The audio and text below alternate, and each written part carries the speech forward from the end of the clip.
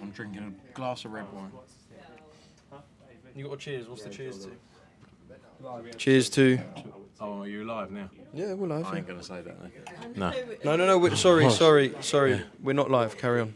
No, don't fucking snake me. We're not live. No, I know, but it just sounds bad, that one. I think I know what you might have said. What? No, it's all right. I'll tell you after. This is Oscar Bevis for the Stomping Ground, powered by Wow Hydrate and available on DAZN. Why are you sitting down, Mr. Smith? I don't know if you've heard, but I did run 10 miles earlier, and I've never run more than 6 miles in my life. Yeah. So those last 4 miles really took it out of my thunder thighs. Yeah. And do you know what? Impressive from the whole Matchroom team, but considering that was your longest distance. I rate it. What was your time? I did it in 1 hour, 34 minutes, which, to be fair, I was quite impressed with. I think that's good, because I haven't been running and I haven't been training for this event. It got called up yesterday when we were eating breakfast. We said, should we do the 10 miler? And it was, it got through it. Tell you what, ticked off the bucket list though. Rocky run through Philly and the Rocky Steps. Yeah, do you know what Not the one bad thing at I'll all. say is I've never done a run of any kind. You know when you're running past people and they're like, you can do it, you can do it. To be fair, it keeps you going. And the Rocky music at the end as well. Yeah. I turned my music off as we came down the last 300 metres. I was like, I'm gonna be in this moment. But it was a good moment. What's in the Frank Smith earphones when you're running? Do you know what? I made a playlist at 6 a.m. this morning before I went for the run. There's an hour and 45. I thought it would take me an hour and 45 minutes. So there was an hour and 45 minutes of music. Shall I give you some of the tracks? Right. I reckon There's a real range. 90s R&B. That's just a guess. There's a real range in here. It's called the 10 Mile Run. Talking the Hardest by Giggs. Dreams and Nightmares by Meek Mill. Toast by Coffee. Rapture by Black Coffee. Rich Baby Daddy, Drake. Big Rich Town, 50 Cent. Rumble by Skrillex. Iron Sky by Paolo Nutini, just to, slow down the pace. The New Workout Plan by Kanye. That gets me through it. So yeah, there's just a few You're of a man them. of culture. I'm a real mix there, do you know what I mean? Yeah. I was going to put a bit of Fleetwood Mac in there. Yeah. But, missed out. We made it to the end, so congratulations. So how far are we into this interview? We are 2 minutes, 56 and we've seconds. spoken nothing about boxing. But that is kind of the Stomping Ground MO. Yeah, it is, to be like fair. me and Eddie done 18 minutes the other day, and the first 9 minutes we're talking about where I live and that he is a cricket fan. So. Oh, you live at Heathrow? I do, yeah. Yeah. At the short stay car park, apparently. It's a good car park, that is. Is it? No, as car parks go. See, Short stay car park. us mere mortals can't afford to park our car at the short stay. Depends how long you're going away for, doesn't it? True. If you're going away for a day, then it's cost effective. True. How many flights have you got left this year? Shall I tell you? Because I remember. I've also got that on my phone. What was it, Riyadh? You said. Do you know what? I'm actually quite a cool geezer deep down, but let me just go to one of my lists, the flight log list. I've got. What date are we on? We're on November, so I've got another 16 flights still to do. Currently, subject to change. That is proper jet setter. Yeah. I mean, could be worse, couldn't it? True. Right, tonight. Yes. Boxing. Boots. Probably not what we expected. Karen is a seriously tough man. But after sharing 12 rounds first time, I can imagine everyone thought that it wouldn't go 12 this time.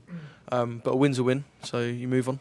Yeah, look, completely different fight. It's really not what we expected. The first fight was obviously a 120, 108. I think the scorecards were across the board. Washout. And I think, Karen knew that he had to come and fight. Otherwise it would have been a bit of the same night, wouldn't it? And he brought the fight. And fair play to him because he showed a lot of heart and a great chin and, did not stop coming.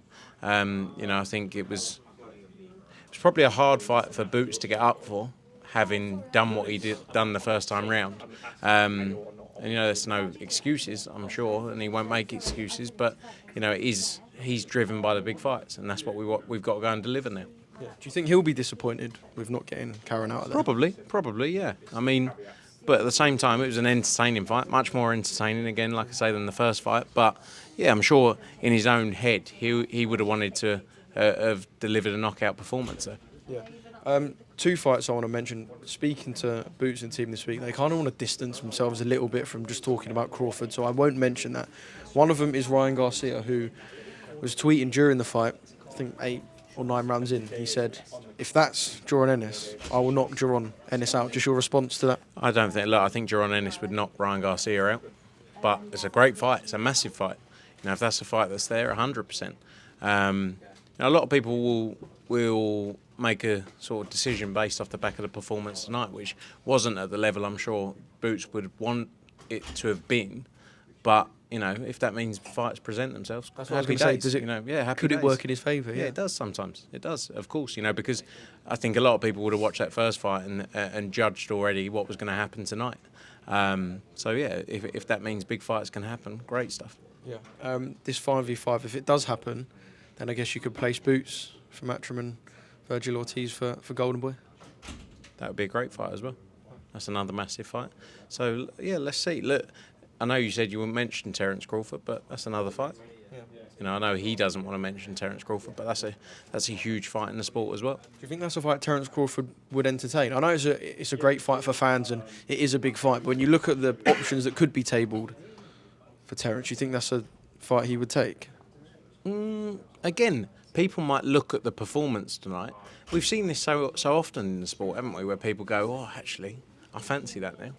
And, you know, I think we've got to see what options are out there. But like I say, it's got to be big fights because he's got to be driven and motivated to get in there. And, again, he's not making excuses for him, but it's very hard once you've had the fight against Karen before to go in there again and take the same fight where you think, I've done that already. Yeah. On Bam Rodriguez, mate, superstar. And what a lethal finisher. So it's one thing having a man hurt, but having him hurt and then stopping him within almost the same breath, finishing him off, special. Amazing. Look, that little short uppercut, you know, what a shot. What a night for him. You know, he carries on showing us why he will be and why he deserves to be in that pound-for-pound list. You know, and he's just, 23, 24 years old? It's scary to think what he's done already. And this is a guy who just wants big fights. He literally just wants to go into the biggest fights possible. I think even for him tonight, it was a bit of a, you know, this was his mandatory. Guevara, a great fighter, but not someone very well known, really, to the broader audience. And I think even for him, it was a bit like, how do I get up for it? And he's maybe struggled in the past with those fights. But I think he showed, you know, a lot of maturity tonight and a great performance. Yeah. Is there potential for him to fight on Riyadh season if we're talking these unifications and perhaps fights above 115 as well? I think there's big fights to be made. You know, the fight everyone keeps talking about is obviously that Inoue fight. Is it possible? I think that is something that can happen. But Riyadh season, you know, I think His Excellency is a massive boxing fan and would have watched a performance like that and liked it a lot. So, you know, we'll see. Yeah. Just a word on Khalil Coe, who suffered his first professional defeat tonight. I actually spoke to Ray Ford about this and said to him, have him taste defeat recently yourself. What sort of kind of words of advice would you give to Khalil? And his main thing was just to keep your head up. I know it's quite a simple one. But what would you say to, or what will you say to Khalil Coe after tonight? Yeah, look, I think, of course, like you say, you've got to keep your head up. He's got, I'm sure he can come back from this. I think it's frustrating because, you know, I feel like he didn't prepare himself properly. You know, he was tired in there, he was knackered in there after 3 or 4 rounds tonight. You know, it was a great fight. It was a great fight. And again, he showed so much heart to stay in there throughout that fight. But he didn't really put himself in a position to win, in my eyes, because I don't think he did enough in the build-up to the fight. That's just my. Is it fair to say he run out of gas? Yeah, I think so. So. But again, not making excuses. You know, he got beaten by the better man. Part of the fight camp. Yeah, it's part of. And that's his own fault. But I think we'll have to see what's out there. But he has to accept where the issues are. And I think the issues for Khalil, and this is, you know, being very honest, because we've had times in the past where he's missed the weight. It's the camp. And you need to give everything to this sport if you're going to do it properly. And I think that's what he needs to work on. Yeah. Just a couple of other things before I let you go. Joe Cordina, has there just been like a breakdown in communication, or would you say even a breakdown in relationship? I know I spoke to you and Joe in Birmingham at Shabazz Masood Liam Davis, but I know a lot of other guys have asked you questions about this season. Where are you two? Because you had such a good time together. He achieved, you guys achieved. Like, has there just been a little bit of a breakdown? Look, I think we did. Look, I think Joe Cordina delivered performances and did everything he needed to do in the ring. But I think we worked really hard for him. I think we delivered. We brought 2 world champions to Cardiff in his hometown to get that opportunity to win the belts. And like I say, he delivered great performances in the ring. I think when it came to the Kakachi fight, I'm just being honest. If he would have won that night, he was out talking to everyone. Because his contract was up, he didn't have any fights left. So, and rightly within, I've said this on multiple interviews, that's within his right to do. And I don't say that to be negative, but you can't then at the same time, when you're thinking, well, I've got my, you can't then say when you lose, oh, they're not looking out for me, because you were happy to go elsewhere. And we didn't have any fights left. It doesn't mean we won't work with Joe Cordina again in the future, but it just means we don't have a contract to deliver in fights. There's obviously the matching right provisions, etc., which are standard within not just our contracts, but another number of contracts. But I think, look, it's a shame, because I do think the relationship is strained. And I think, answering sort of, there was the piece around Shakur Stevenson, he didn't know. He's obviously managed by Spencer Brown now, manages Joe. So he was sort of handling the liaison, I believe, around that fight with Shakur.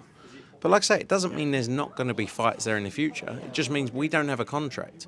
So it's not our job to go out. We've got a stable of fighters, and when a fighter comes out of contract and they're not going to renew, we obviously have to go and sign other fighters to replace that or put on other events, which then takes away from opportunities.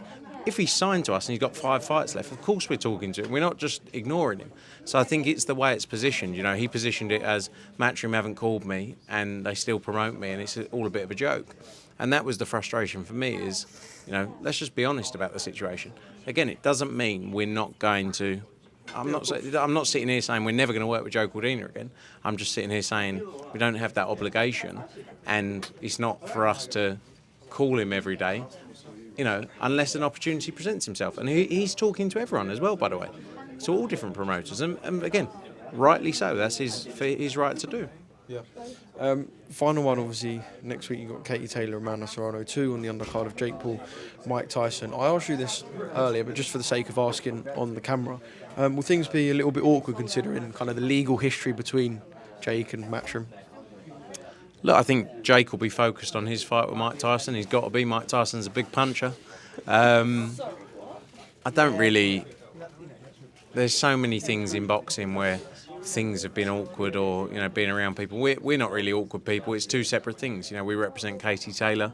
You're expecting to perhaps not have the access you would have at other I'm shows, sure maybe. it's not going to be the most just friendly... kind of little tricks that... I'm sure it's not going to be the most friendly environment, but, it is what it is. We're grown-ups.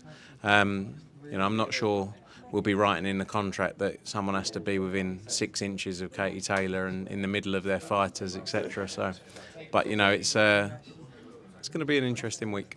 Yeah. How does the fight go between Katie and Amanda? Hopefully, it's entertaining. Look, it was an amazing fight. The first fight, probably one of the best nights alongside the Chantel Cameron fights. Probably one of the best nights I've ever experienced in terms of the event, the fight, everything around it, and I think the fight goes very similar. Katie loves to fight. That's what she does. And I think we're going to be in for a tremendous night. Yeah. And how does the main event go? I'm not going to be there next week, so I thought it's worth...